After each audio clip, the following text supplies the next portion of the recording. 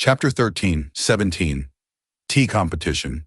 Translator, Atlas Studios. Editor, Atlas Studios. Chelsea Liu only made 1 cup of willow spiral tea, which was given to Fang Yuan. Such a brewing method immediately changed the significance of this cup of willow spiral tea. Fang Yuan's expression slightly changed, showing flattered joy on his face, but his mind was tranquil, with no ripples. This is truly a pity. No matter how beautiful you are, without eternal life, you will just be a pile of bones in the end. Beauty is superficial, but people cannot stop indulging in it. But this fairy Tian Lu is indeed Chelsea Liu's best friend. Their coordination is remarkable. The only cup of brewed tea was given to Fang Yuan by Fairy Si Lu, Luo Muzi, and Lun Fei, who were still thinking of tasting the tea, however, obtained such a reply. Their expressions had become quite stiff at this moment. Chelsea Liu smiled. The willow spiral tea was only a token of goodwill. I have brought bewitching tea for everyone. Please have a taste. She waved her silk sleeve. 5 servings of tea appeared on the table. This tea was different from willow spiral tea. It was not in a cup, but in a white porcelain dish. At the center of this dish was a fist-sized dewdrop. This dewdrop was lustrous, like a jade, its surface wobbling slightly against the night wind, looking delicate. Bewitching tea is a renowned tea of Chao clan. To think I could have a taste tonight. Luo Muzi gave himself an excuse, but in fact, his gaze was still fixed on that cup in front of Fang Yuan. Lun Fei had already tightly clenched his fist below the table, grinding his teeth as he raised the small porcelain dish and took a sip of the bewitching tea. Good tea, he exclaimed, but his expression was slightly rigid. In fact, bewitching tea was multiple grades higher than willow spiral tea. The latter was only Chelsea Liu's creation, while the former was Chao clan's signature tea. A super force's signature tea was naturally more outstanding than the tea created by Chelsea Liu, a single Gu immortal. However, as far as Luo Muzi and Lun Fei were concerned, they would rather give up 100 servings of bewitching tea to drink a serving of willow spiral tea. Bewitching tea is really refreshing and has endless aftertaste. Si Lu, how can I take out my Aurora tea when you brought out this tea? Fairy Chen Lu smiled. Chelsea Liu, however, was not the slightest bit polite to this best friend of hers. Just don't take it out then. I am already tired of drinking your Aurora tea. Right now, I am anticipating Sheng Lu's Drunken Flowers tea. It is rumored this tea was a creation from his inspiration when he fell in love at first sight with you. I wonder if I might have the opportunity to taste it today. I am ashamed. Sheng Lu rubbed his nose, giving a bitter smile. My Drunken Flowers tea is a crude creation. It is not exquisite enough for today. Fairy Chen Lu also smiled while covering her mouth. Si Lu, you're making things difficult for my darling Lu. This won't do. Only I can drink Drunken Flowers tea. Outsiders can stop dreaming about it.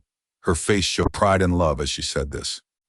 Gu Immortal Sheng Liu, who was beside her, looked lovingly at Fairy Din Lu. They were already holding their hands below the table. Chelsea Liu gave a deep sigh. Oh, I wonder when I will meet a person who will create a tea for me. There was a sense of dejectedness in her soft query. At this moment, moonlight shone into the pavilion. A beauty sighing softly under the moonlight was truly a very lovable sight. Luo Muzi and Lun Fei felt their bodies heating up.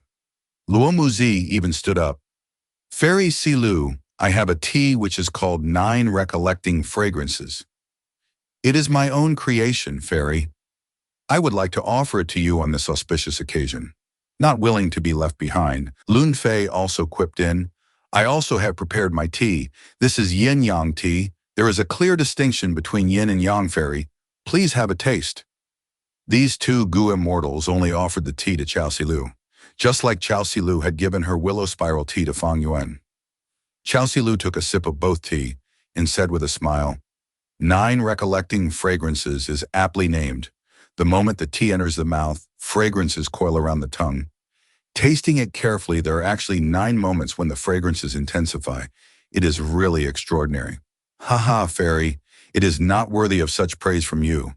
Luo Muzi laughed heartily. His previous bad mood swept away completely.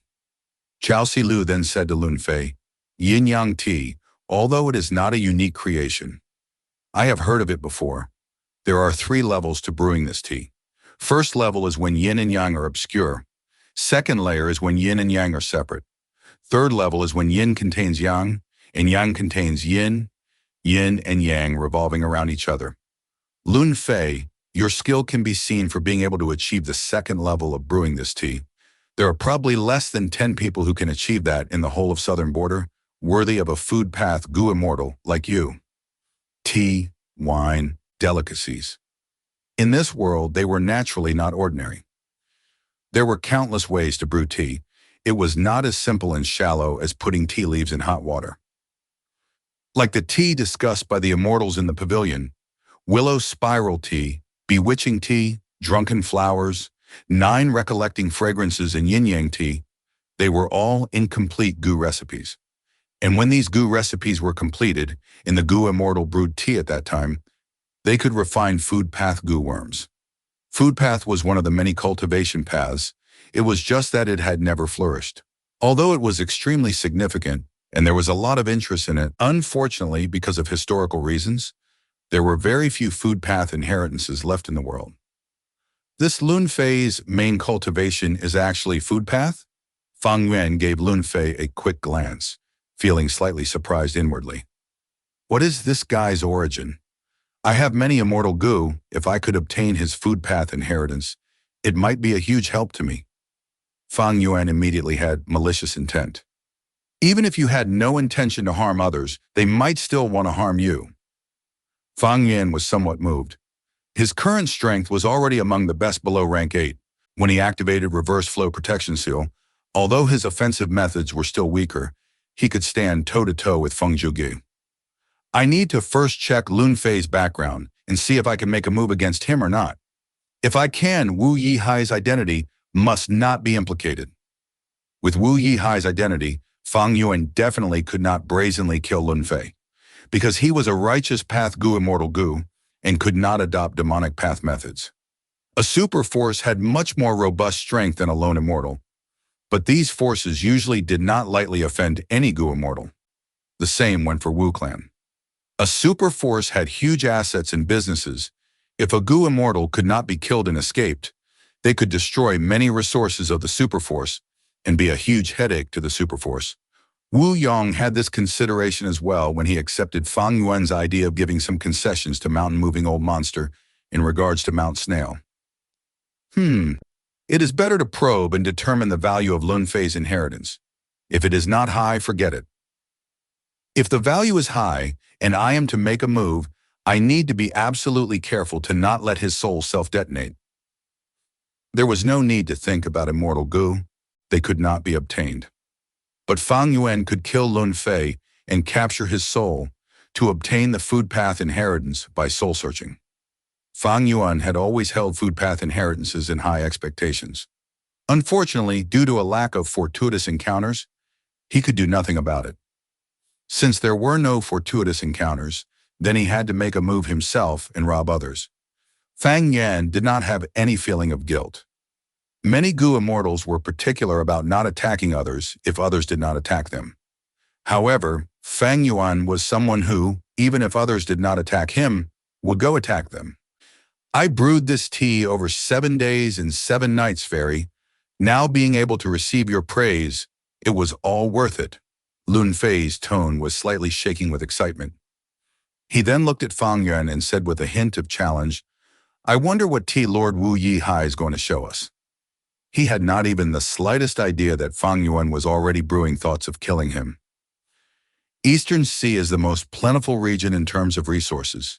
Wu Yihai has lived in Eastern Sea for many years. Any tea he brings out will definitely surpass others and be the top tea. Luo Muzi sat back and spoke with enthusiasm. Fang Yuan smiled.